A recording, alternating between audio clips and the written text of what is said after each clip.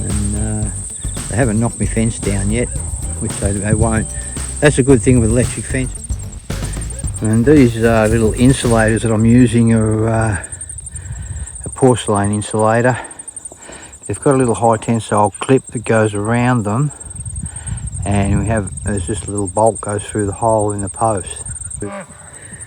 So they're quite good. You can buy the plastic ones, but they don't seem to last. They break off and they're not much chop.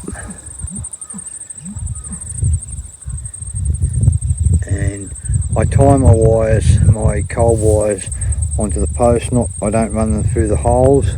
Or if anything gets damaged, you can just take the post away and put another one in without having to cut your wires and run them through the holes to match it. So that's how I do it. Okay guys, so what I've got to do now is run along and put 3 insulators on each of the posts for the hot wires to run through.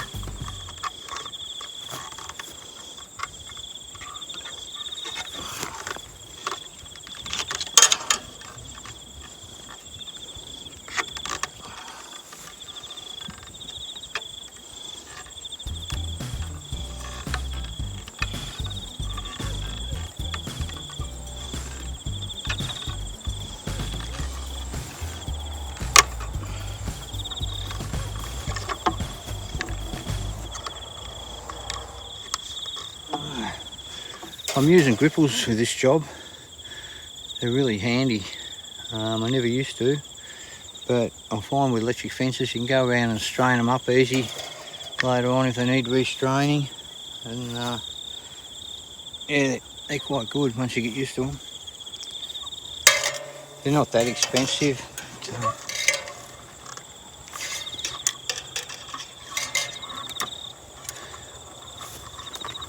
This is the last wire on this Australian fence down here.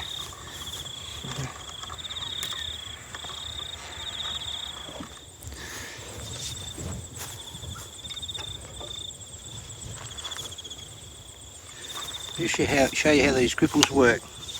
Just use a little tool like this.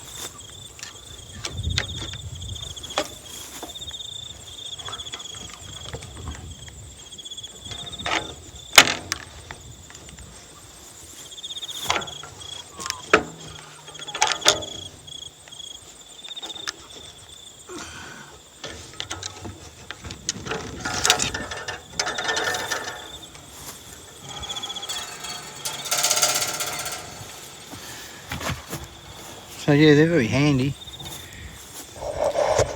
Anyway, this line of fence now, you can see it, all the wires are on. I've just got to tie me plain wires on the steel posts where they need tying. So that's the second span nearly done. I've only got a gate and another span to do.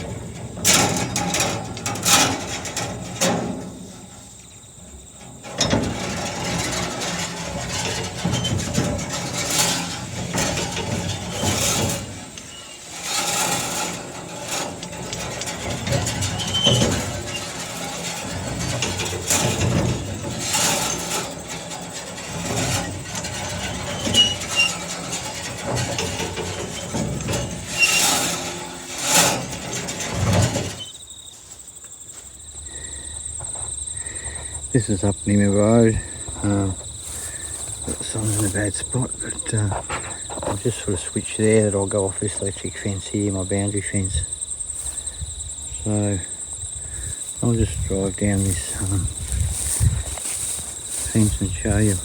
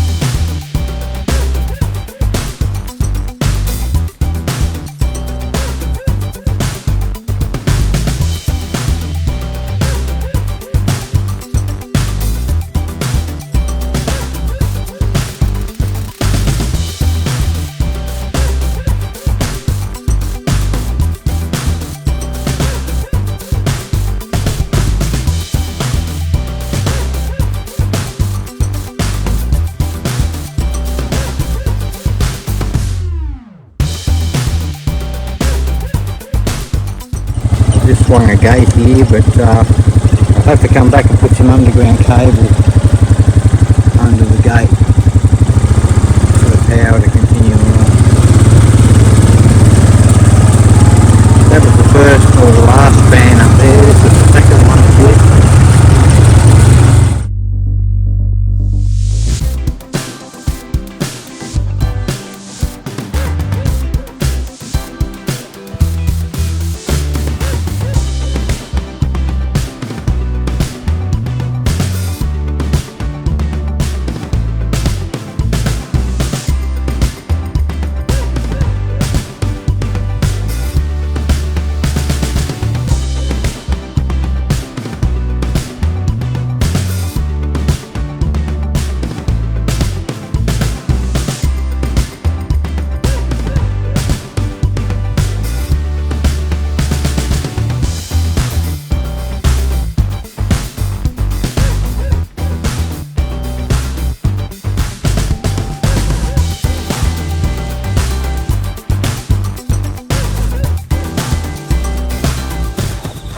Yeah, so I've finished this last span. It was the longest span.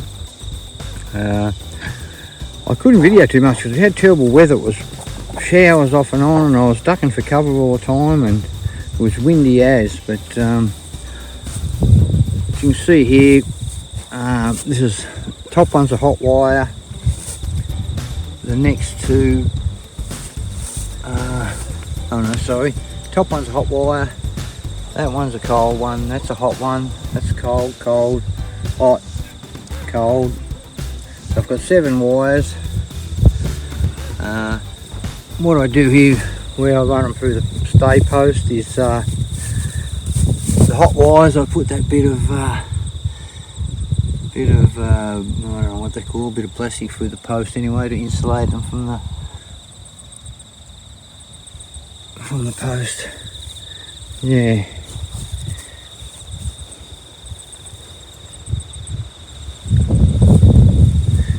Yes, I'm quite happy with it. I've got to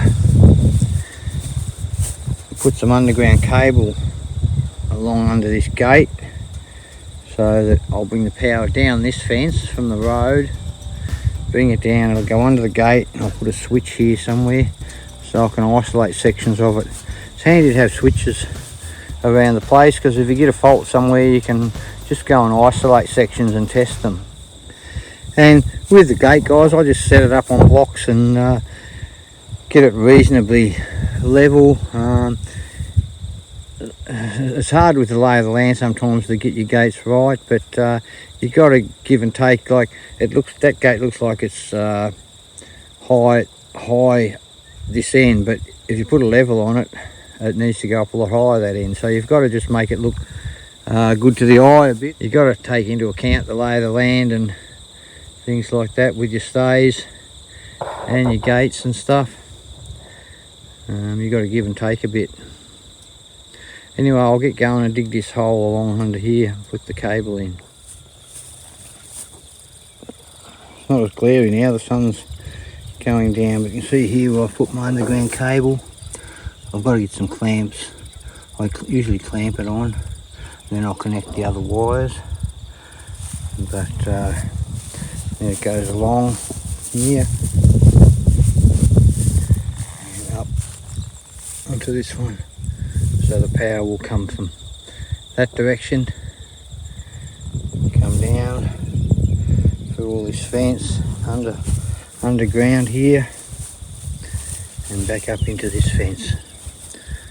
So I'm quite happy. I've nearly got it done. Right down to the house there, or near the garden. So I've just got a bit to do down that end. Yeah, I've got a bit of a wing down there I've got, but the main bit of the fence is done now. So I didn't show you how I tie off on the posts over there, but so I'll give you a bit of a demo. This is how I tie off anyway. This is not I've been shown to do. So I'll just give you a bit of a demo here around this shed pole. I can't remember whether this electric fence is on here or off. I better not touch it. So go around the post. That. Just bend it underneath. Get this wire out of the road. Under like that. And I'll go up through here.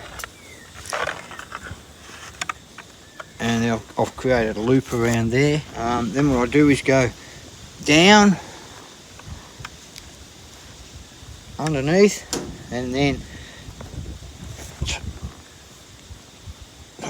tie it off around and around.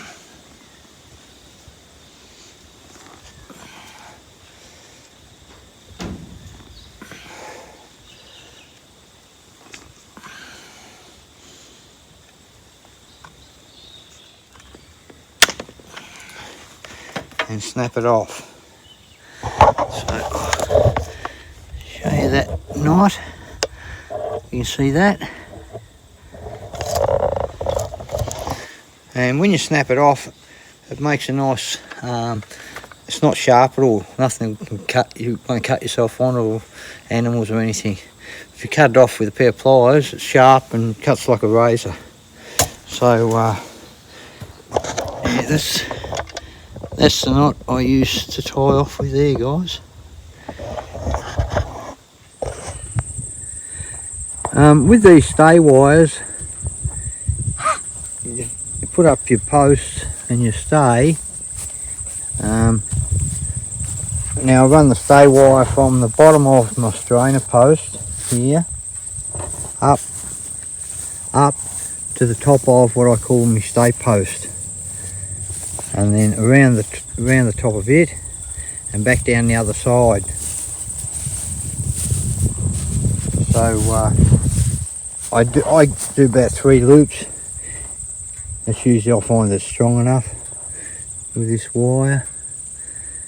and then I'll strain it up here.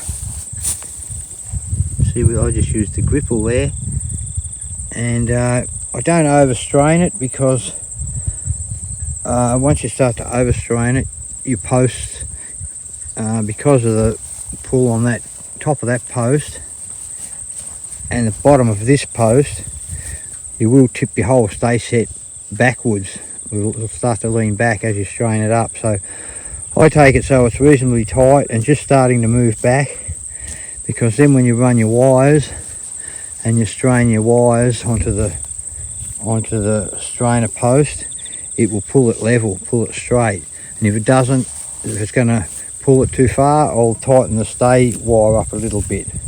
So it's a bit of a balancing act again there, but these I just strained them up to what I thought and ran the wires, and I didn't have to adjust, didn't have to tighten my stay wires at all. Yeah, it's a little bit glary here today, but I didn't get to show that in the video because I say I was ducking for cover from the weather a lot of the time. But yeah, it's quite easy. I just loop the wire off into a loop into my hand and I'll just walk around with it and let spool it out as I go, because you can get in a bit of a tangle otherwise. So you can see there that that's working as a brace, pulling the top of that post down here, which holds it square. So yeah, okay guys, these cattle have been in a few days and they're already getting fussy. They want to get out. And they haven't knocked my fence down yet, which they won't. That's a good thing with electric fences. They don't have to be that strong, because once the cattle know about electric fencing, they don't go near it. So anyway, cheers for now guys.